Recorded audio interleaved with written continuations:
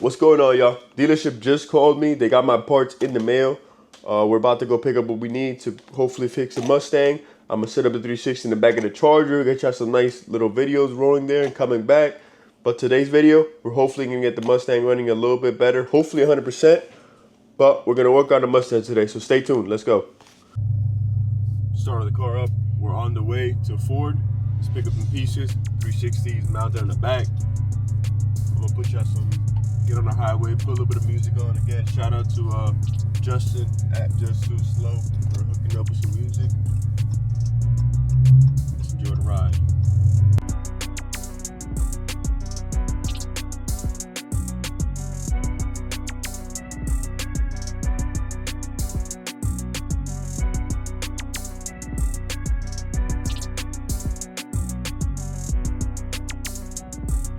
Man, what's my luck? As we're driving, I got a bird stain on the hood of the car. So now we're definitely gonna have to go clean it up. I just got off the phone with No Limit. They painted my car and I asked to make sure it's safe for me to run it through the touchless because I don't want to damage nothing. I don't want to hurt the paint. That's the last thing I want. But there's a poop stain on my hood, man. That's got to go. So we're gonna take care of that after we pick up these pieces.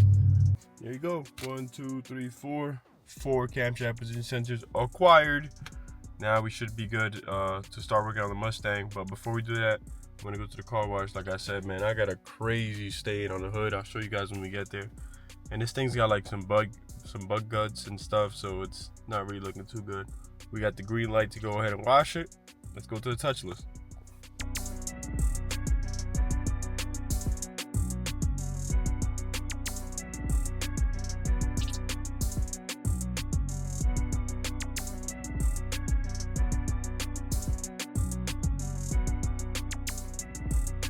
I kid you not, guys, this is the second fill up since I picked up my car Saturday. It is now Tuesday.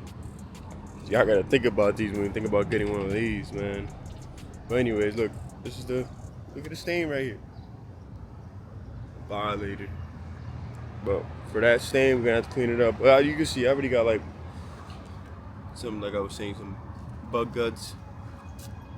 You know, that can't be staying on there. It's fresh paint, so we don't want to leave any stains on there.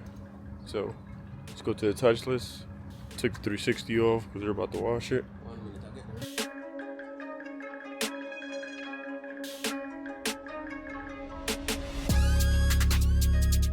So as y'all saw, we sprayed the car down, make sure all that stuff came off. Now we're in the touchless side of it to make sure that, you know, this does a very good job of cleaning the car, but I like to be a little bit extra. Then I'm gonna go pick up some food for me and my girl, drop her off, and then we're gonna go full on with the Mustang. I know I said that in the beginning.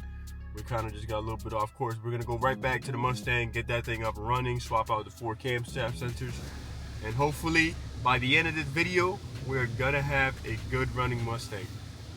Yo, I don't know if y'all can see it, but the shine and the finish on this car is insane, man. I love this thing all over again. We just cleaned it up, had to air dry a little bit more because I didn't want no water spots on it. But that finish is insane, man. Anyways, I'm at one of my favorite burger joints, White Manna. About to grab some White Manna burgers, but just want to get you guys a quick little peek of how it looks after the wash. I'm in love, y'all. Fire. All right, let's get some burgers. Burgers, soda acquired. Let's go fix this Mustang now, finally. All right, let me show you guys what we're about to do, okay? So, basically, let me explain to you guys who, if you guys following at home or want to know what the hell I'm doing. There's 2 sensors, camshaft position sensors on each side of the engine. This is for these 4, these 2 are for those 4. One's intake, one's exhaust. For some reason, all 4 of mine are like reading off. So what I'm gonna do is, I'm gonna start with this side, change these 2 out for the new ones that we got from Ford. Turn the car on, see if that makes any difference. Then do the other side, turn the car on, see if that makes any difference. Hopefully by the end of this video, this thing is running smooth because it already turns on, it already runs. It's just not idling smooth and it's not running as it should. So with that being said, I'm gonna set you guys up. We're gonna do a time lapse. I'm gonna take these sensors out. This side's gonna be much easier because I was able to take out the battery wall and I can reach it a lot easier. Like you can see, I got a lot of space in here, right? And then on this side, it's gonna be a lot tighter, but I think we're gonna be able to make it happen. We got no other choice, so let's get straight to it. I'm gonna put you guys on a time lapse. Let's go. All right, so we got the old sensor out. Here's the new one, out with the old and with the new, which is gonna be a simple unconnect, connect on, put the 8mm bolt back on the new one. This one we're gonna leave aside for right now. I did find that one of the wires, a lot of this cord, somebody was tapping into it, somebody was doing, I guess, their own wiring or something, so I think that's part of the problem. I actually found like a connection that came loose. So for right now, I put a temporary connection. I'll show you guys in a little bit, and we should be good now. Let's swap out this camshaft position sensors, and let's do the other one, and let's see how the car is after that. I'm gonna set you guys up for the time lapse.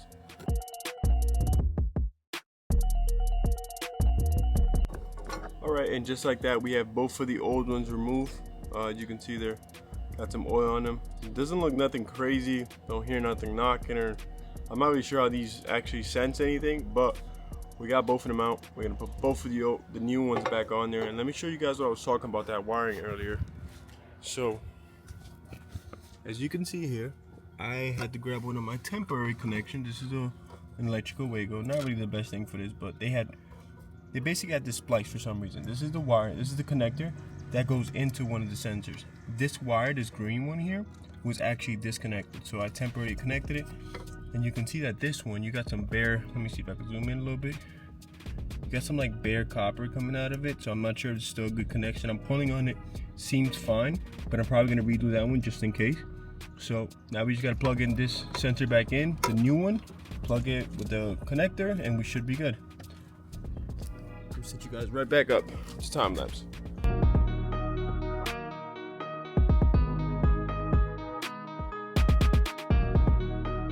Both of the Bank 2 sensors were swapped. Those are the two that were giving me problems. We're gonna fire up the car. Let's see how it does. I hope that it's just a sensor that maybe they just went bad. One wasn't reading right or something. I don't know if they interconnect with each other, but hopefully it's just that. Hopefully it's not nothing else. I'm gonna set you guys up. Let's fire it up, and let's see what it does. Hopefully that just fixes it. Look at this. Since they repoed this car, if y'all didn't know the backstory of this car, let me just fill y'all in. This car is repoed from, I don't know, the other side of the United States somewhere. It was repoed. They made this cheap $2 key, pissing me off, but it's all I got. So we're gonna make it work for now. We're gonna eventually get a Mustang key. Let's go ahead and fire this thing up. Make sure it's in neutral. Let's give it a rip.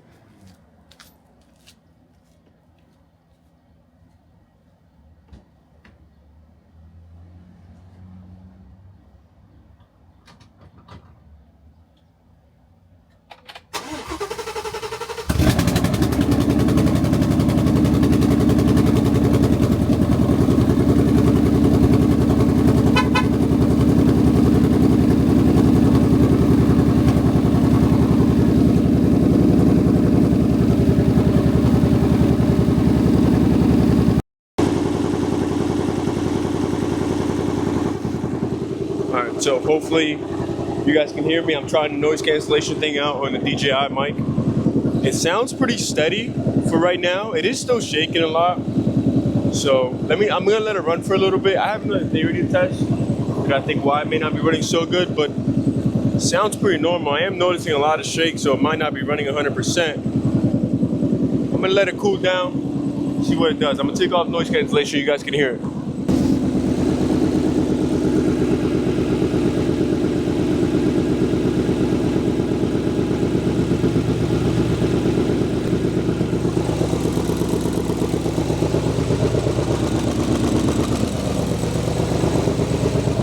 It doesn't sound bad right now. A little bit of a lifter tick, but let me put it on the exhaust so you guys can hear it.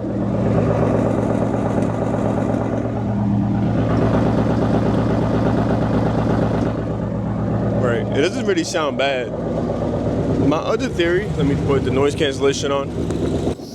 One of my other theories is that so I got in contact with the owner of this vehicle.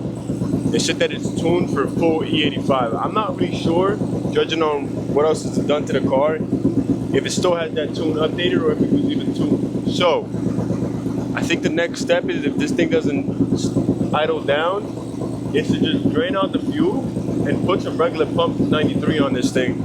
I think that might help it. but we'll see. I'm gonna let the car cycle itself. It sounds fine. I don't hear no rod knocking. I don't hear nothing bad. It is a little rough. Like, I don't know if you guys have seen the video. It is a little like jumpy. Not running too steady, but I'm gonna let it run for a little bit. Let's see what it does. I know it has an exhaust leak, so I'm hearing that exhaust leak from the headers. But besides that, nothing really too crazy. Let's let it run for a little bit. I'll tap you guys in if anything crazy happens. I ended up going back into the car, clearing the codes for the camshaft sensors. I didn't really do that. And now it's running good. It sounds pretty good. It does sound like it wants to die, but I think that's part of the fact because of the old fuel that was in there. And I actually have a barrel there. Shout out to Hassan and Josh. Took 2 gallons of your C85. I hope they don't mind. But we put some E85 on there the other day, me and Josh. And I think I might have to do why, you know, it might not be running 100% because it's not really, I don't know if it's on the right tune, if it's on the right map for C85. So, but it is sounding a lot better. It is stable now. It does sound good. I'm gonna give you guys another walk around with how it sounds now to how it sounded before. It's night and day difference. It's pretty stable now, but again, still got some work to do because when you rev it revs up fine, but coming on decel, it doesn't really hold up too well. So I think that might be a tuning issue. I think the car needs to get retuned or something taken a look at. Maybe I'm missing something here, but I think I've gotten to the point where I'm pretty happy with it. But let me give you guys a little walk around. I'm gonna turn off the noise cancellation so you guys can hear this thing.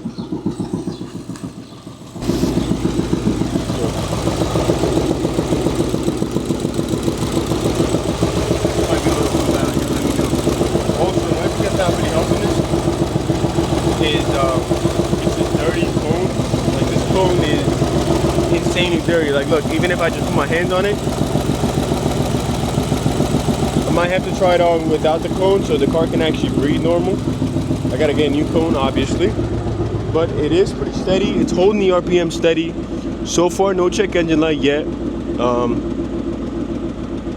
Again, I'm pretty happy with how it is right now, but honestly, it sounds steady. It sounds steady. I'm gonna let it run for like a few more minutes, at least let the car clear itself out. It hasn't been turned on, I'm guessing, for a little while. So we want to burn as much of that fuel, and then I'm gonna put some regular fuel in this thing, and let's see what it does. Let's see if it helps it stable out. You can hear that exhaust leak in the front. Let me see if I can get you guys a sound cue of it.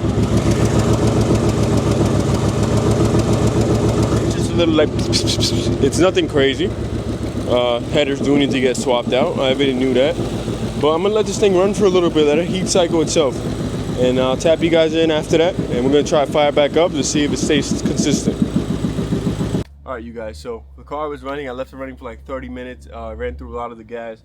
I think that's good where we're gonna end up today's video. Tomorrow though, I think we're gonna get some different gas for this thing. Clean out that cone filter. It's very dirty, very clogged. I think that's another reason why the car can't breathe properly. And then we're also going to be taking the Hellcat to lighting trends. We're gonna diagnose some of the problems I've been having with the lights. I did it myself, and I'm not getting communication between them. So stay tuned for tomorrow's video. If you guys wanna enjoy some more content, please like, comment, subscribe. Thank you guys. Catch you in the next one.